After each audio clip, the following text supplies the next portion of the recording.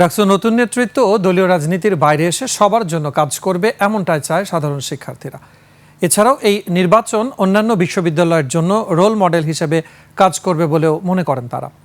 শান্ত ক্যাম্পাসে কোনো বিশৃঙ্খলা করতে দেবে না বলে জানিয়েছে শিক্ষার্থীরা।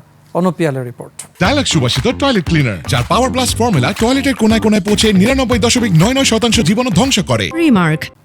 মোহাম্মদ আবু সাদিক কায়েম, সহসভাপতি, প্রাপ্ত ভোট 14,000।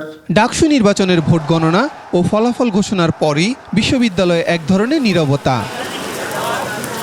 ডাকসু নির্বাচন সুষ্ঠু হয়েছে এবং নির্বাচনী প্রক্রিয়া অন্যান্য বিশ্ববিদ্যালয়ের জন্য অনুকরণীয় বলেও মনে করেন শিক্ষার্থীরা।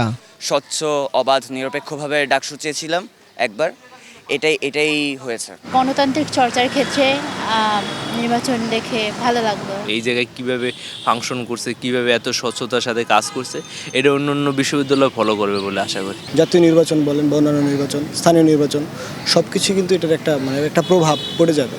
এছাড়া বিজয়ীরা যেন দলীয় রাজনীতির বাইরে এসে সবার জন্য কাজ করে এমনটাই চায় শিক্ষার্থীরা।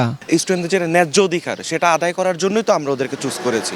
তো এখন আশা করি আমাদের পক্ষে কথা বলবে, আমাদের ন্যায্য অধিকার আদায় করে দিবে, দুর্নীতি থেকে দূরে থাকবে। আমাদের যে একটা অধিকার বা আমাদের যে যতগুলো ইচ্ছা, এগুলো যেন সুষ্ঠুভাবে পূর্ণ হয়। তার দলীয় যে চাপ আছে সে চাপ ছেড়ে উনি যাতে ছাত্রদের পক্ষে দাঁড়ান, এটাই তার প্রতি আমার প্রত্যাশা। বিশ্ববিদ্যালয়ে উৎসব মুখর পরিবেশে কেউ যদি বিশৃঙ্খলা সৃষ্টি করতে চায় তাদের কঠোরভাবে দমন করার কথাও জানান তারা। যে কোনো দল যদি সহিংসতা করতে চায় সেটা শিক্ষার্থীরা মেনে নেবে না এবং এটা প্রতিহত করবে। জঞ্জাট করতে চায়, আমরা ঐক্যবদ্ধভাবে শিক্ষার্থীরা তা প্রতিরোধ করব অবশ্যই।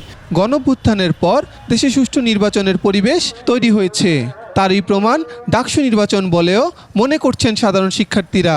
মানুষের যে ভোট দেওয়ার যে একটা আগ্রহ, সেটা আমরা এখানে দেখতে পাইছি আর কি, মূলত এখানে প্রতিফলন হয়েছে। অনুপ পিয়াল, 21 টেলিভিশন, ঢাকা।